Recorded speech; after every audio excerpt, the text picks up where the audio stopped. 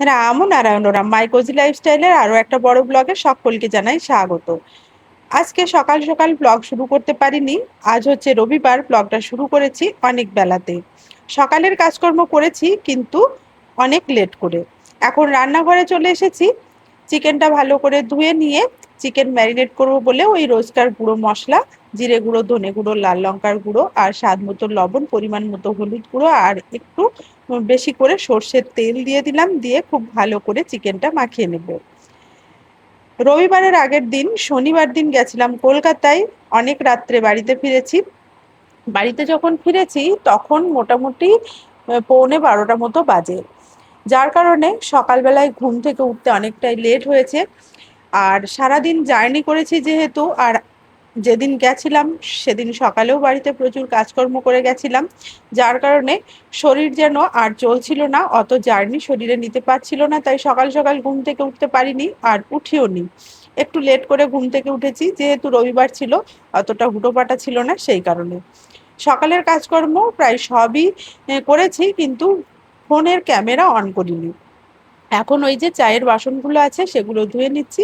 আর চিকেনটা ম্যারিনেট করে রাখলাম। চা খাওয়া হয়েছে। সকালের টিফিন বলতে তেমন কিছু আজকে করা হয়নি।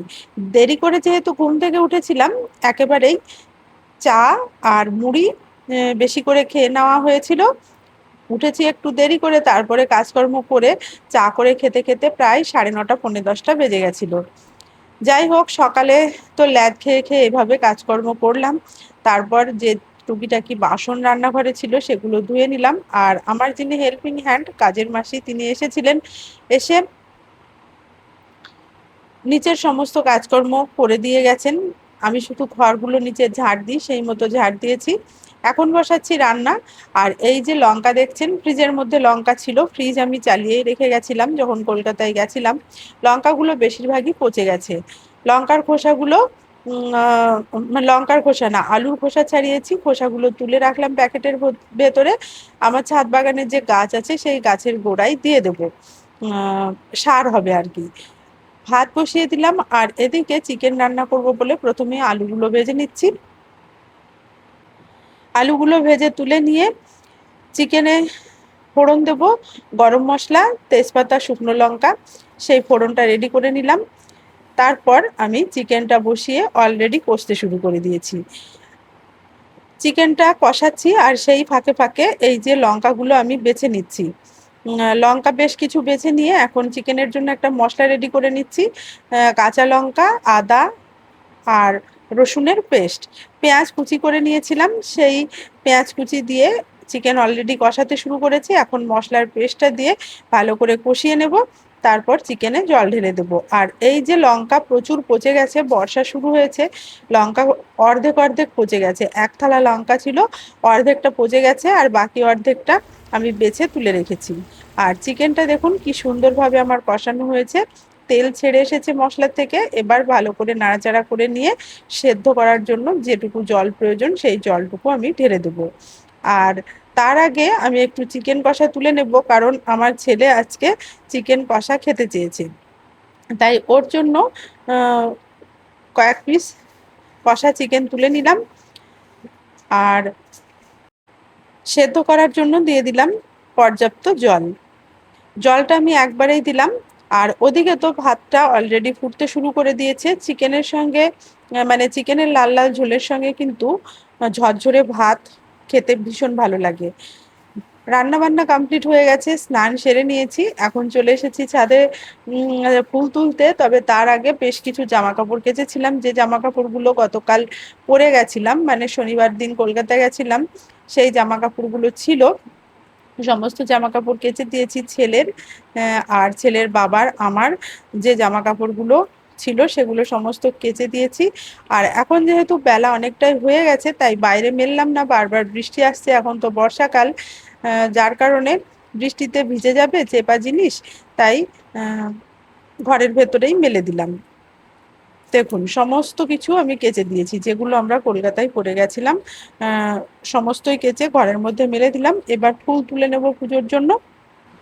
আমার ছাদ বাগানে যে গাছগুলো আছে বেশিরভাগই ফুলের গাছ, তবে দেখে মনে হয় যেন গাছে ফুল সেরকম নেই, কিন্তু আছে ফুল।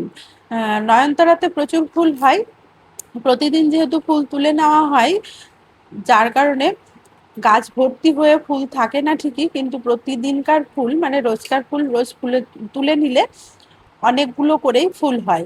আর এখানে দেখুন একটা অপরাজিতা ফুটেছে, ওই যে সবেদা গাছের টবের ভেতরে অপরাজিতা গাছটা হয়েছে সেখানেই ওই ফুলটা ফুটেছে, তবে গাছটা মনে হচ্ছে রাখা যাবে না, কারণ রাখলে পারে সবেদা গাছটাকে একেবারে নষ্ট করে দেবে, গাছটা তুলে ফেলে দিতে হবে, কিন্তু তুলতে মায়া লাগছে।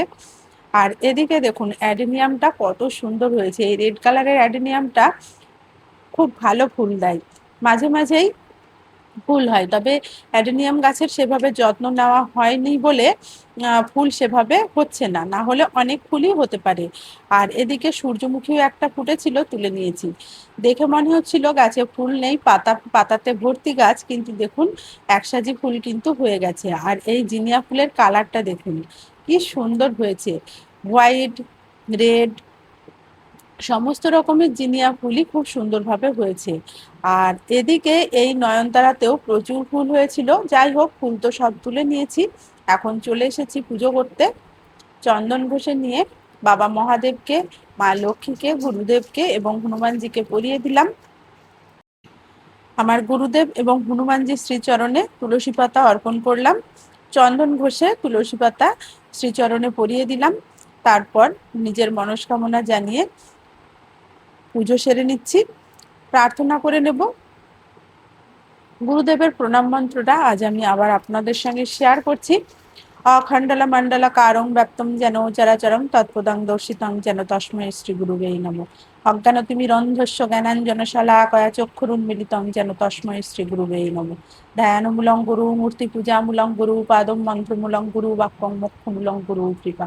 ওং গুরু কৃপা হি কেবলম ওং গঙ্গা শিবরাম নারায়ণ রাম। এই গুরু প্রণাম মন্ত্র বলেই আমি গুরুদেবকে প্রণাম করি। আর পুজো পাঠ কমপ্লিট হয়েছে, আমি আরতিও সেরে নিয়েছি। মহাদেবকে দেখুন কত সুন্দর করে সাজিয়ে পুজো করতে পেরেছি নিজের গাছের ফুল দিয়ে, এর থেকে বড় পাওনা আর কিছু হয় না। দুপুরে রান্না বান্না হয়েছিল, খাওয়া দাওয়া সেরে নিয়েছি, তারপর এই যে দেখুন মেঘটা কেমন সরে যাচ্ছে, ছাদের উপরে এসেছি, টাইম ল্যাপসে ভিডিও করা হয়েছে, বর্ষার মেঘের আনাগোনা, একেবারে আকাশে মেঘ ভর্তি হয়ে আছে, মৌসুমী বায়ু মেঘ সাথে করে নিয়ে এসেছে, প্রচুর বৃষ্টি হবে, আর বৃষ্টি হলেই ইলিশ মাছ প্রচুর পরিমাণে পাওয়া যায়। পদ্মার ইলিশ খেতে ভীষণই ভালো লাগে, পদ্মাতে প্রচুর ইলিশ আসে বর্ষার সময়। এখন ওই যে সবজিগুলো কেটে নিলাম, আমার একটা কুকিং চ্যানেল আছে, সেই চ্যানেলে ভিডিও বানাবো বলে। আর আপনাদের দাদা ভাই হাটে গেছিল, হাট থেকে এনেছে দেখুন মটর মাখা, আমার ছেলে খেতে ভীষণ ভীষণ ভালোবাসে, মেয়েকে কিন্তু খুবই মিস করছি। আর এনেছে ঝুরি ভাজা, এনেছে এই যে গাছের চারা, এগুলো কি গাছের চারা? বেগুন গাছের, আর এর মধ্যে আছে লঙ্কা গাছের চারা। লঙ্কা গাছ আর বেগুন গাছ লাগাবো বলেছি, তাই হাটে চারা পাওয়া যায় বলে আপনাদের দাদা ভাই দুপুরের খাওয়া দাওয়া সেরে গেছিল হাটে। হাট থেকে বেশ কিছু সবজিও এনেছে, আর এই চারা গাছগুলো এনেছে। এখন তো প্রায় সন্ধ্যা লেগেই এসেছে, তবে চারা গাছগুলো বসিয়ে দেব। ছাদের উপর চলে এসেছি, যেহেতু আলোটা অনেকটাই কম, ভিডিওটা একটু কালো কালো হচ্ছে, যদিও আপনারা একটু মানিয়ে নেবেন। গাছগুলো বসিয়ে দিচ্ছি, এই যে গ্রো ব্যাগে মাটি অলরেডি আগের থেকে তৈরি করে রেখেছিলাম, সেই গ্রো ব্যাগের মধ্যেই বসিয়ে দিচ্ছি বেশ কিছু চারা। আর বেশ কিছু চারা এই গ্রো ব্যাগে অনেকটা বেশি বেশি মাটি আছে, যেহেতু ছোট চারা গাছ অতগুলো মাটি লাগবে না, তাই বেশ কিছু মাটি তুলে নিয়ে 4 ইঞ্চি, না 4 ইঞ্চি না, ওগুলো 6 ইঞ্চি যে পট আছে সেই পটে বসিয়ে দেবো, তাই এক্সট্রা যে মাটিগুলো আছে সেগুলো তুলে নিচ্ছি। চারাগুলো এখনই বসিয়ে দিলে কিন্তু গাছগুলো সতেজ থাকবে, কারণ আগামী দিন সকালবেলায় আবার স্কুল আছে, যেহেতু সকালে স্কুল মানে স্কুল যাব, মর্নিং না ডে স্কুল আছে, স্কুল যাব, এই সমস্ত কাজকর্ম তো সকালে করতে গেলে হবে না, সকালে তো বাসি কাজকর্ম থাকবে, রান্না বান্না থাকবে, এই কাজগুলো করতে পারবো না বলেই যদিও একটু আলো কমে এসেছে তবুও কাজটা করে এলাম। বেগুন গাছ আর লঙ্কা গাছ পুরোই বসিয়ে দিয়েছি। তারপর নিচে চলে এসে সন্ধ্যা প্রদীপ জ্বেলেছি। সন্ধ্যা দিতে যদিও একটু দেরি হয়ে গেছিল, তারপর রান্নাঘরে এসে সবার জন্য চা করে দিয়েছি। এখন ওই যে আমার কুকিং চ্যানেল আছে, রেসিপি ভিডিও করব, তাই রেডি হয়ে নিয়েছি। রসগোল্লা বানাবো, মানে বেকড রসগোল্লা বানাবো। রসগোল্লাগুলো তো আগের দিন বানিয়েছিলাম, পরের দিন আজকে বেকড রসগোল্লা করব।